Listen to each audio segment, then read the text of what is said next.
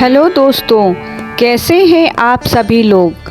आशा करती हूँ आप सभी लोग स्वस्थ होंगे और मस्त होंगे। हमारे इस चैनल डिवाइन शिप्रा में आपका बहुत बहुत स्वागत है।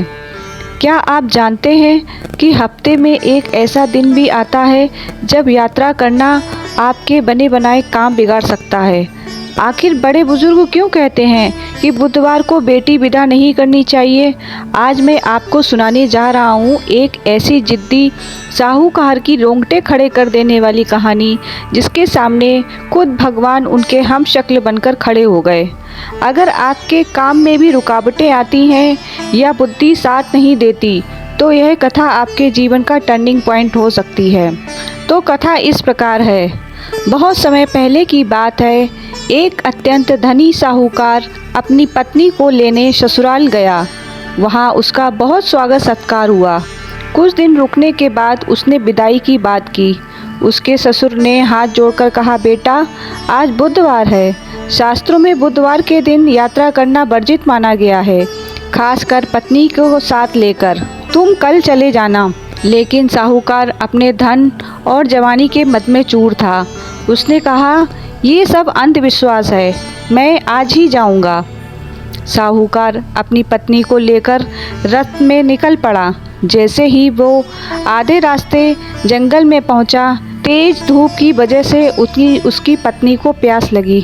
साहूकार ने रथ रोका और पानी की तलाश में पास के जलाशय पर गया।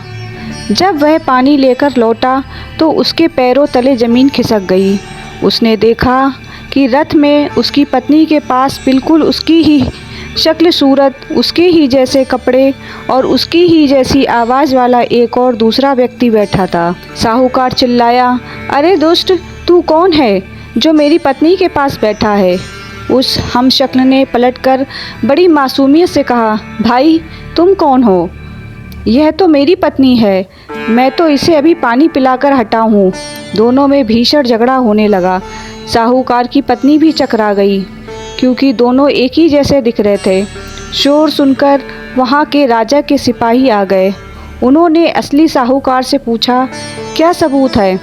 पर हम शक्ल ने इतनी चतुराई और बुद्धि से जवाब दिए कि सिपाहियों ने उसको असली साहूकार को ही बहरूपिया समझकर जेल में डालने की तैयारी कर ली। साहूकार फूट फूट कर रोने लगा और पुकारने लगा, हे प्रभु, यह क्या माया है। तभी आकाश से एक तेज रोशनी हुई और बुद्ध देव प्रकट हुए। उन्होंने कहा, हे अहंकारी साहूकार, यह मेरी ही माया है। तूने शास्त्रों और बड़ों की आज्ञा का उल्लंघन किया है। जो बुधवार का सम्मान नहीं करता, उसकी बुद्धि मैं हर लेता हूँ। साहूकार को अपनी भूल समझ आ गई। उसने वहीं धूल में गिरकर माफ़ी मांगी और कसम खाई कि वह जीवन भर बुधवार का व्रत और पूजन करेगा। साहूकार के माफ़ी मांगते ही वह हम शक्ल अदृश्य हो गया। साहूकार अपनी पत्नी को लेकर घर पहुंचा और उसने नियम पूर्वक बुधवार का व्रत शुरू किया।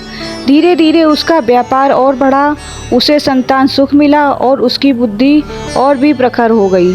तो दोस्तों, ये कथा हमें सिखाती है कि कभी भी हमें अपनी बुद्धि और धन का अहंकार नहीं करना चाहिए। समय और शास्त्रों की मर्यादा का पालन ही हमें संकटों से बचाता है।